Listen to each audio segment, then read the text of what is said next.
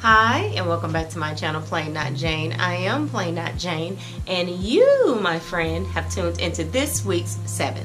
This week's 7 is a video series highlighting lessons learned and observations made in my life over the last 7 days.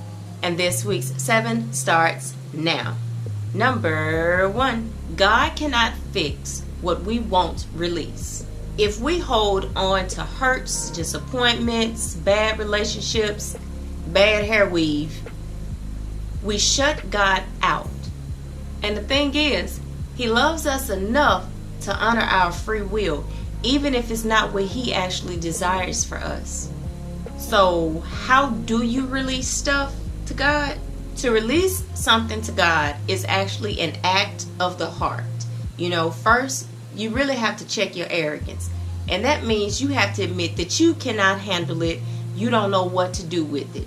You just have to check your ego and just admit that you don't know what you're doing. Secondly, you have to transfer ownership. Tell Him you are giving it to Him, and you are really and truly willing to do whatever He tells you to do. And thirdly, trust Him. When you start to worry, trust Him. Now, that trust isn't just blind. That trust is actually you exercising your faith. And we know that faith comes by hearing and studying His Word. So if you are tired of dragging around all of that baggage, just release it to God. Let Him handle it. Number 2. There are 170 days until Christmas. Number 3. So at this point, my LG is an expensive paperweight. It is shot.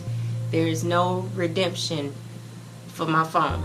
And I'm getting over that. It's a little disappointing, but I'm dealing with it. But setting up this phone that I'm using now is a headache. Oh my goodness. Like, you don't realize how dependent you are on a phone until you don't have it. I've got to reset all these passwords because I don't remember any of them. And I've got to reorganize my apps and my app drawer. And so when I go on my phone and I'm trying to find some, I can't find because I don't know what screen it's on. So I think I'm going to just take like a couple hours or maybe like an hour each night for the next few days to reorganize my phone so that utilizing it won't make me cry. Number 4. Losing my grandma Eva was the hardest thing that I've ever endured. And even though I miss her terribly, I'm reminded of God's strength. He kept me through the darkest time in my life.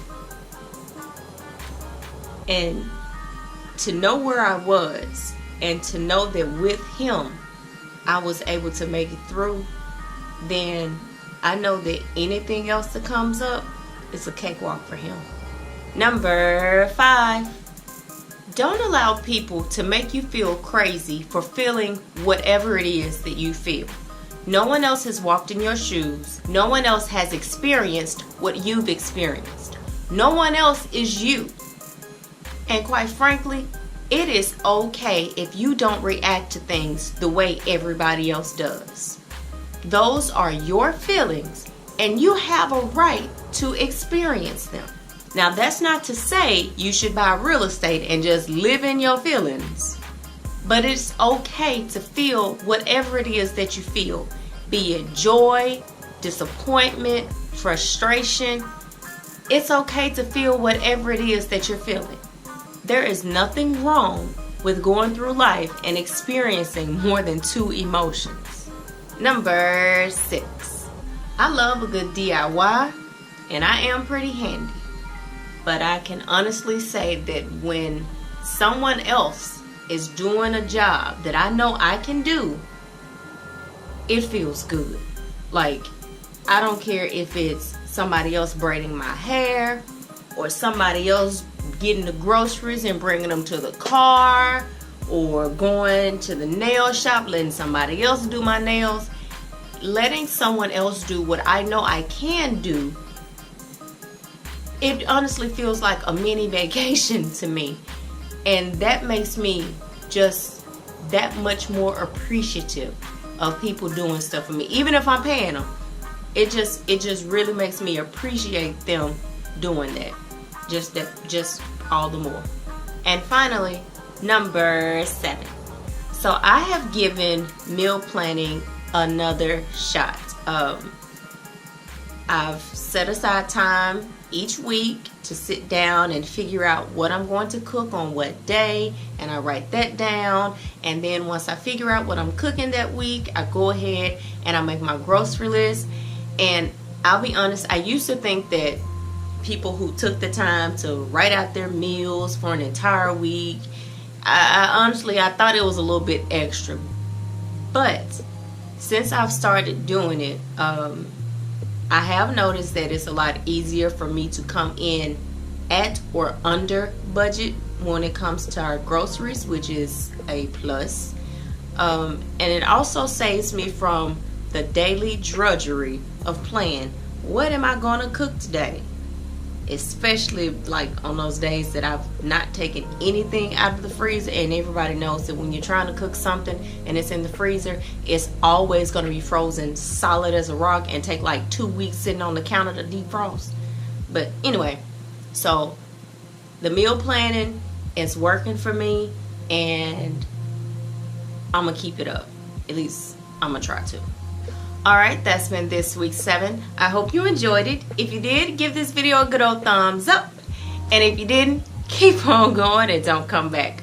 Also, make sure you click below to subscribe to my channel for more videos like this week's 7, cooking videos, DIY projects, and good old family foolery. Also, make sure you support me on patreon.com/plainnotjane. By supporting me on patreon.com, you not only get access to patron-only content, but you also help ensure that this channel continues. So until next time, go where you're celebrated, not just tolerated. Be safe. Bye-bye.